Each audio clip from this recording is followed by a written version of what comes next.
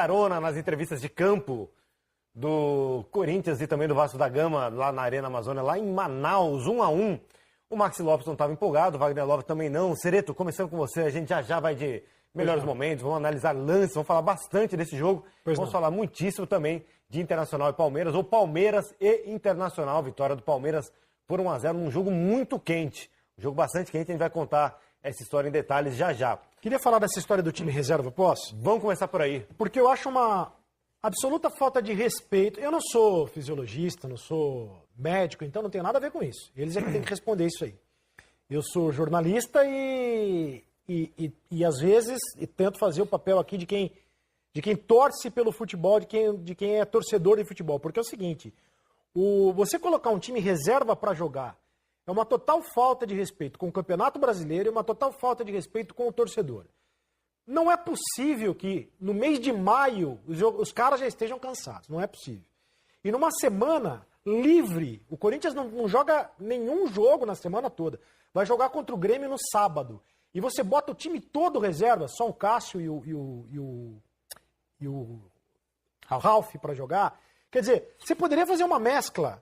Se é o caso, você poderia fazer uma mescla. Bota 5, poupa 5, enfim. Faz um rodízio entre titulares e reservas, mas não bota o time reserva todo. Eu acho que você está jogando pontos preciosos fora, com todo respeito ao Vasco da Gama. Se o Corinthians joga com o time principal hoje, embora o time principal do Corinthians também não esteja jogando absolutamente nada, tinha muito mais chance de conseguir um resultado positivo. Cereto, nesse tema ainda, a gente vê uma zaga com pouco entrosamento, mas a zaga reserva não treina junta o tempo todo? Pois é. Mas assim, a zaga, o Corinthians tem muito problema na bola aérea, né? Seja com a zaga principal, seja com a zaga reserva. E o Corinthians tem alguns problemas que, seja com o time principal ou com o time reserva, ele continua apresentando, que é o seguinte, não consegue apresentar um jogo ofensivo fora de casa. Fora de casa, o jogo ofensivo do Corinthians é muito ruim. Quando joga em Itaquera, o Corinthians consegue, mas quando joga fora de casa, o Corinthians não dá um chute no gol adversário. Só deu o chute com o Matheus Vital e nada mais. O Wagner Love falou, a bola não chegou. A bola não chega também quando está jogando o Gustavo ou quando está jogando o Bozelli. A bola não chega, seja com o time titular ou seja com o time reserva. Agora, eu insisto aqui, jogador profissional tem que conseguir jogar de quarta e domingo. É o mês de maio. Ah, mas então teve muitos jogos já no mês de maio. Então o planejamento tinha que ser outro. Tinha que botar time reserva no campeonato estadual. Paranaense. E não no campeonato... Exato. Bota o time reserva no campeonato estadual. E não no campeonato brasileiro. Vamos de melhores momentos, então, pra gente começar a falar. Rafael, vou deixar você falar um pouquinho também. Então, eu não concordo com o Cereto quanto a isso. Essa parte de que em maio não dá pra estar cansado. Mas já vamos vendo os melhores momentos enquanto você faz a sua teoria. Entendo o torcedor ficar incomodado nesse aspecto, mas a sequência de jogos é muito pesada. Concordo sobre o planejamento. Só que se não joga o estadual a Vera, o torcedor pega no pé, a imprensa pega no pé, e fatalmente o trabalho do Carille estaria num patamar muito abaixo nesse momento. Então é muito difícil equilibrar essa questão. Enquanto a gente não relativizar o peso dos estaduais, vai continuar essa situação incômoda em início de Campeonato Brasileiro. Não é início de temporada, é início de Campeonato Brasileiro. O Flamengo disputou a final do estadual com o time titular e tinha um jogo de Libertadores importante 3 dias depois. Então, e perdeu. Porque o Campeonato Estadual tem uma relevância para todo mundo que está no entorno e que exerce influência no trabalho interno dos clubes, que não deveria existir, né? O único gol do Corinthians, e a única... Teve uma chance, mais ou menos, mas não teve chances criadas assim. Foi num gol, com todo respeito, com todos os elogios ao Matheus Vital, que é um gol de pelada, que o jogador pega a bola e sai driblando. Não tem uma composição, não tem gente jogada, abrindo espaço. Não tem jogada trabalhada, não tem jogada nenhum. Criada. Não tem, é uma jogada individual. E aí, por mais que se perca o entrosamento, quando é o time reserva, é claro que se perde o entrosamento, porque... Hoje em dia você não trabalha mais treino coletivo, né? São mini-jogos, enfim, treinos em espaço reduzido, aquela coisa toda. Quer dizer, isso em tese, né? Porque ninguém assiste o treino mais, porque não dá para assistir ao treino. Né? Os técnicos fazem segredo em relação aos treinos, então não dá pra gente saber. O Gustavo cabeceou 2 vezes assim. Mas não é possível que não se tenha uma jogada criada, uma jogada trabalhada, algo mais, sabe? Que não seja essa coisa de... E foi pênalti, hein, Thiago? Concordo, pênalti. Por baixo. Porque tem um braço, no primeiro momento eu olhei pro braço, aí no replay, só que eu reparei que o pênalti mesmo é por baixo. O árbitro de vídeo salvou a arbitragem. O Rossi foi muito inteligente. Mas nesse lance o árbitro tá muito bem posicionado e ele marca a única coisa que não foi, ele marca escanteio. A bola não toca nem no Rossi Mas eu não acho nem que no era, Carlos Augusto. eu Ela acho vai que era direto um pra lance tão simples para determinar em campo velocidade normal Então dá tiro de meta. que ele tinha tocado no pé do Rossi. Então dá tiro de meta e sim, espera errou. a avaliação do VAR. Mas não acho que era um pênalti fácil para apitar em cima do laço. Eu não sei se houve a intenção do Carlos Augusto, mas sem querer também é pênalti. É bom que Também eu acho, inclusive, que foi sem querer, que o Rossi dá aquela desacelerada. O Carlos Augusto está olhando para a trajetória da bola. O Rossi se coloca entre a bola e o Carlos Augusto para sofrer o toque. Ele é muito inteligente na jogada. Quando ele usa o próprio corpo para se posicionar entre a bola e o adversário, o Carlos Augusto fica à mercê desse movimento. Mas ele nem estava olhando para o movimento do Rossi. E é por isso que ele na passada, acerta o adversário. Eu entendo a marcação do pênalti, mas não acho que era tão simples já estar dentro do campo, não. E aí o Maxi faz a cobrança, bem, empata o jogo. O Vasco segue melhor na partida de novo. Uma agulhada ali, de bico do Rossi, perigoso.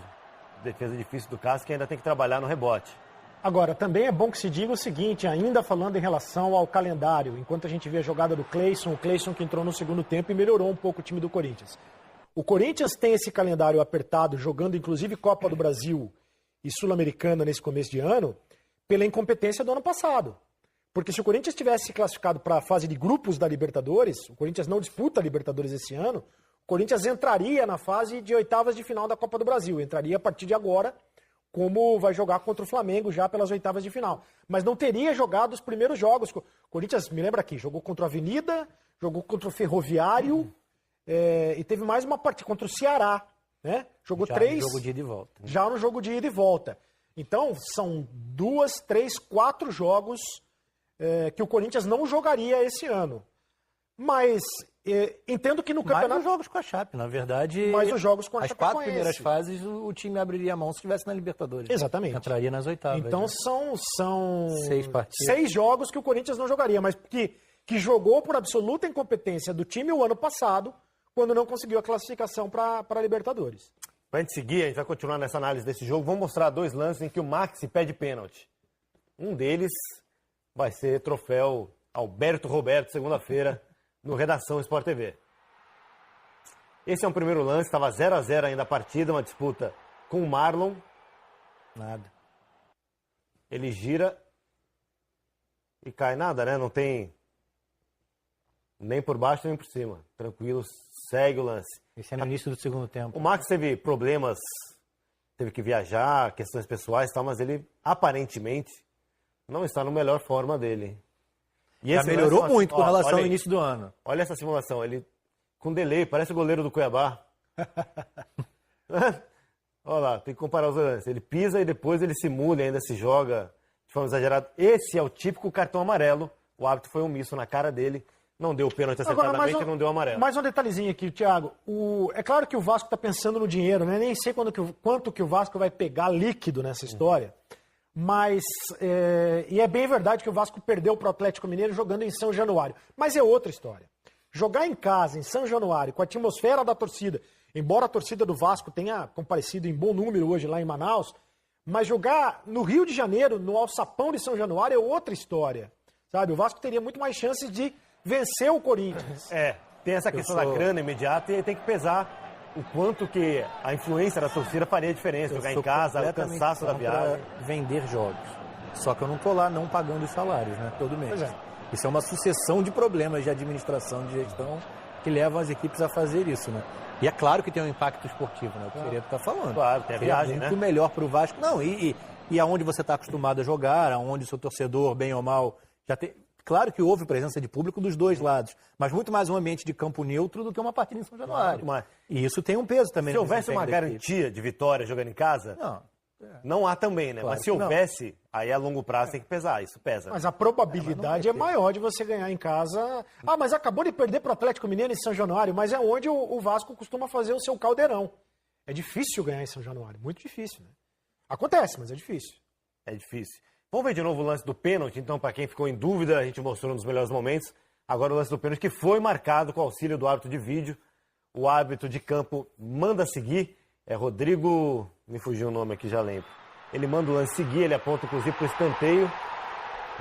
Manda o jogador se levantar com muita convicção. Aí o Max fala, olha lá, por favor. Sim, todo lance é analisado pelo VAR. Principalmente dentro da área. E aí ele recebe a instrução para ir olhar. ver os replays. Essa decisão toda demorou 3 minutos, só essa decisão. O Carlos Augusto teve um choque de cabeça, foi atendido em campo, quase 2 minutos. E a arbitragem deu só 2 minutos de acréscimo, fora a demora normal. Foram 5 minutos só em 2 lances, 5 minutos do jogo parado, e ele deu 2 minutos. Mas uma decisão absolutamente correta. Eu Sim. acho que nesse caso, sim, o árbitro de vídeo ele foi usado de maneira correta. Salvou o juiz. Exatamente. E é para isso que o árbitro de vídeo serve, para salvar a arbitragem. Se isso não acontecer, se deixar a arbitragem ainda mais em dúvida, aí o árbitro de vídeo é mal utilizado. Nesse caso, foi bem utilizado, porque salvou a arbitragem.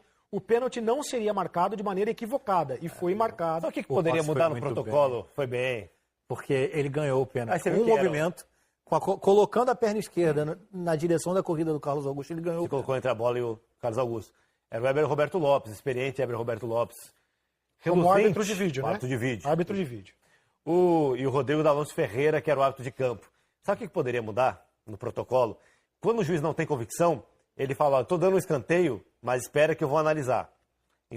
Porque ele chega e fala, é escanteio, levanta, segue o jogo. Aí já fica todo mundo revoltado, aí só depois ele fala, não, calma, velho. Então, mas Tem um procedimento que eu pra avisar, acho que ó, o eu vou olhar, sem jogador, dúvida. o jogador tem que ter um outro comportamento independentemente do que é Não, melhorou muito, eu acho. a ação. Não melhorou, não. Olha o que os jogadores do Vasco fizeram. Então, foram 2 em Melhorou. cima e depois parar. Eu acho que Os que melhorou. estavam perto da bola. Você lembra o início? Então, mas Eram mas 12 o início no foi Bolinho. ontem. Eram 12, O melhorou. início foi agora. O jogador é péssimo. Falta educação. Claro que falta falta. educação, Mas era claramente, pior. aos Eu acho que tá jogadores, aos melhorando. O técnicos. Vai jogador melhorar. não sabe que um lance como esse obrigatoriamente está sendo visto. Não sabe porque Nem não que quer. seja assim. Então, Porque todos os times, Claro que menos sabe. o Palmeiras, Claro que tiveram um sabe. curso sobre árbitro de vídeo. O Palmeiras teve o curso dele interno.